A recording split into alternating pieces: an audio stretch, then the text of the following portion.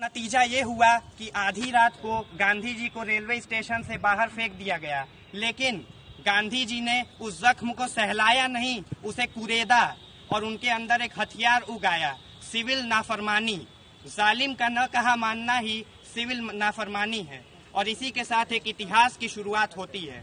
Louis Fischer कहते हैं कि अगर उस अंग्रेज के बच्चे को ये मालूम होता कि जिस आदमी को वो ट्रेन के डिब्बे से बाहर फेंक रहा है वही आदमी एक दिन अंग्रेजी हुकूमत को पूरे ग्लोब से बाहर फेंक देगा, तो ऐसी गलती कभी नहीं करता। बड़ी अजीब विडंबना है कि गांधी के देश के लोगों ने ही गांधी को सबसे कम पढ़ा व समझा।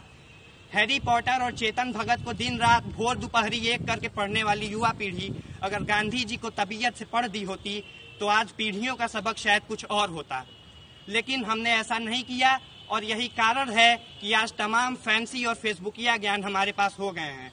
जैसे बंटवारे का शाश्वत कारण गांधी जी को मानना और गांधी जी को मुस्लिम परस्त कह देना।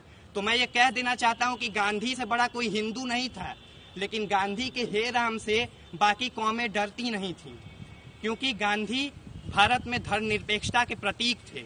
आज के समय में अहिंसा को कायरता और कमजोरी का प्रतीक समझा जाता है, लेकिन लोग ये भूल जाते हैं कि विश्व की सबसे बड़ी सेना से आप हथियार से लड़ाई नहीं कर सकते।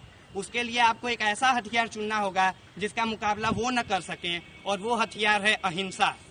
गांधी जी का कहना था कि आंख के बदले आंख फोड़ने से तो पूरी दुनिया ही अंधी हो जाएगी।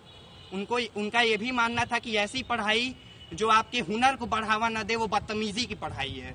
गांधी जी और तमाम नेताओं और सेनानियों के बलिदानों, आंदोलनों और जेल यात्राओं के फलस्वरूप 15 अगस्त सन 1947 को हमें आज़ादी मिली और हम देशवासी गांधी जी को इतना चाहते थे कि अगले ही वर्ष उन्हें 3 गोलियां मारकर उनकी यही समाधि बना दी।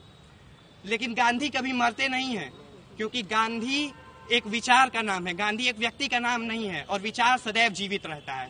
अंत में दुष्यंत कुमार जी की चंद पंक्तियों के साथ अपने व्याख्यान का समापन करना चाहूंगा कि खुदा नहीं न सही, खुदा नहीं न सही आदमी का ख्वाब सही, खुदा नहीं न सही आदमी का ख्वाब सही, कोई हसीन नजारा तो है नजर के लिए, वो मुतमईन है कि पत्थर पिघल नहीं सकता, वो मुतमईन है कि पत्थर पिघल नहीं सकता, मैं बेकरार हूँ आवाज में असर के लिए, मैं बेकरार हूँ आवाज में असर।